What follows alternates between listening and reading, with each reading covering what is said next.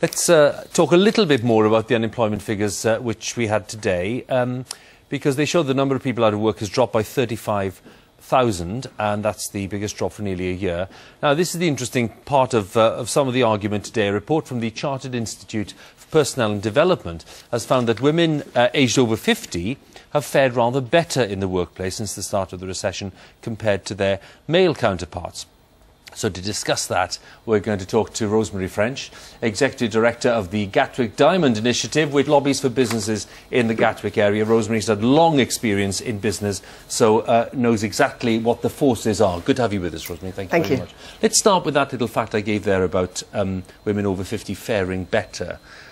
Why would that be the case, and why do you think women are staying in that workplace, you know, beyond the age of 50, which maybe 30 years ago, 20 years ago, we weren't kind of seeing in as great a number?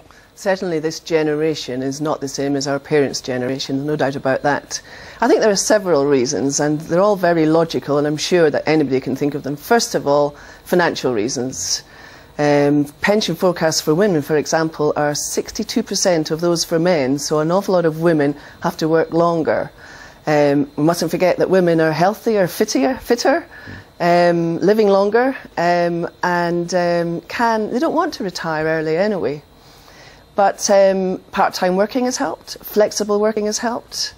Many women they've seen their families grow up, but also families have to pay for their children going through university.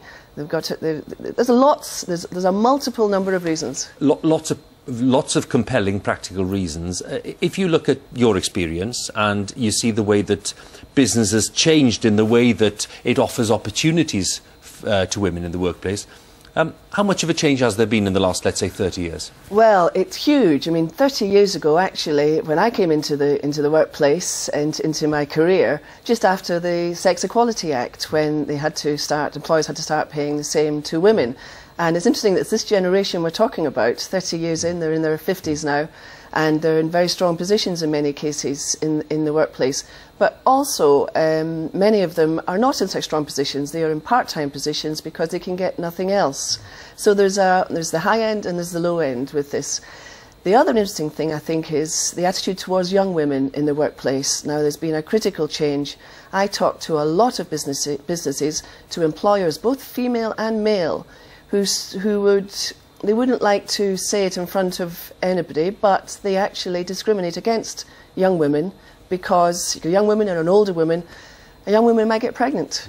That's them away for a year, and it's unfortunate. And they will make a choice and say, well, I'll take the older woman. She's not going to have children. She's had her children, and she's not going to leave me.